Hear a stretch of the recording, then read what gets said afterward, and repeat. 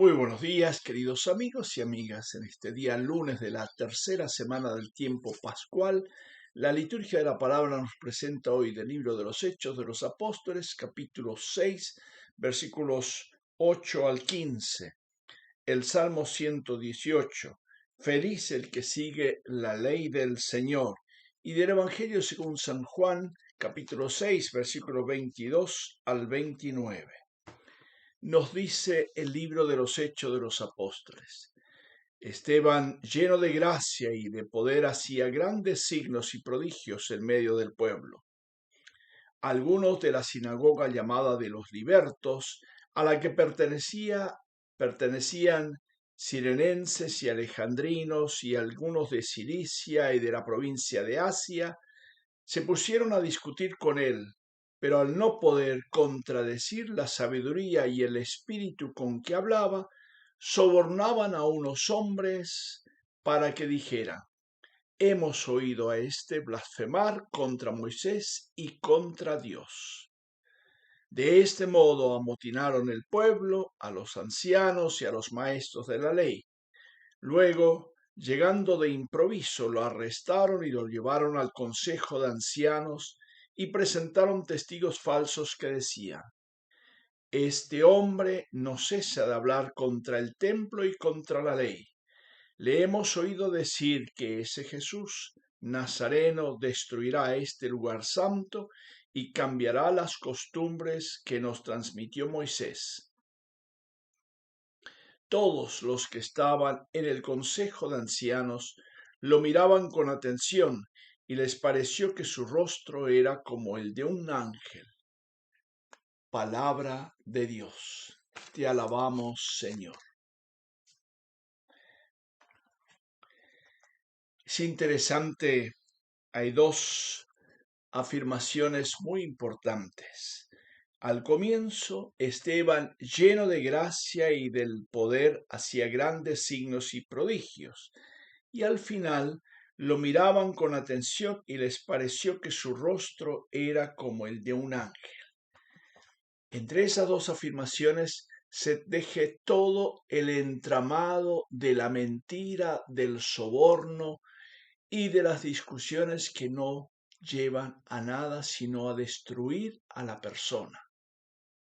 Es interesante que Esteban, que fue elegido para la atención de las mesas, tenemos claro que el servicio ministerial que ellos reciben por el cargo de los apóstoles es ciertamente la atención a las viudas, pero también la predicación de la palabra. Las dos cosas van juntas.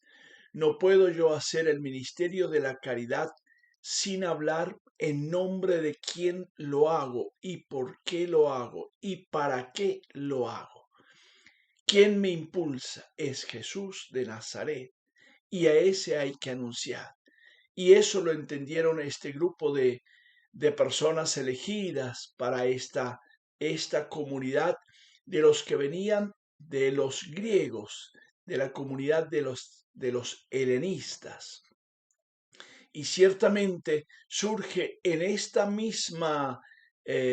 mismo grupo de personas, la sinagoga de los libertos, que quiere decir aquellos que han sido liberados y que en tiempo de Pompeyo fueron llevados a Roma como esclavos, después liberados, y ellos se asientan en un barrio en Jerusalén y crean su propia sinagoga, seguramente porque hablaban el latín y el griego y no tanto el arameo, que era el lenguaje común de los judíos. Ya lo habían olvidado y su lengua era otra.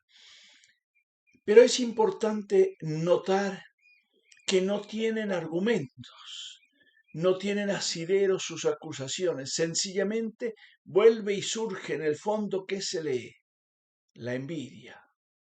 La envidia es justamente aquello que divide, es el diablo que se mete en medio de ellos. Y aquí es una vez más el argumento, los falsos testigos. Y entonces la acusación no importa cómo es, Pero hay algo importante. Aceptar esto es muy difícil. Nos cuesta a nosotros aceptar al otro cuando no piensa como nosotros pensamos o creemos que debería pensarse. Por eso él hablaba con sabiduría y el espíritu, con sabiduría y espíritu, y justamente no podían rebatirlo. Y por eso el soborno. De nuevo, aquí aparece dinero, mentira, soborno, falsas acusaciones. Todo esto llena el argumento para que realmente pueda ser acusado y condenado este misionero. Pero la palabra de Dios no está encadenada y eso lo entendieron ellos. Por eso Esteban, aunque no se había preparado para este momento, está en el banquillo del acusado, pero transmite algo de su interior. Y por eso todos los que estaban sentados en el Sanedrín vieron su rostro como el rostro de un ángel. Eso es importante. Esteban recuerda a Moisés, cuyo ministerio estaba rodeado de tal esplendor que los hijos de Israel no podían fijar su mirada en su rostro por la luz, según nos lo relata el libro del Éxodo en el capítulo 34. Esteban, al igual que Moisés, justamente era realmente un testigo del amor de Dios, precisamente un ángel enviado por Dios. Pidamos a Dios la gracia de que también nuestro testimonio esté impregnado por el amor y la misericordia y no por otros intereses. Si es verdad que Dios hable por nosotros y en nosotros, ciertamente a veces las consecuencias que tenemos que pagar son muy duras, pero el Señor está con nosotros. El Señor socorre a quien confía en Él. Que Él nos bendiga y nos acompañe del Padre, del Hijo y del Espíritu Santo. Amén. Un feliz día para todos.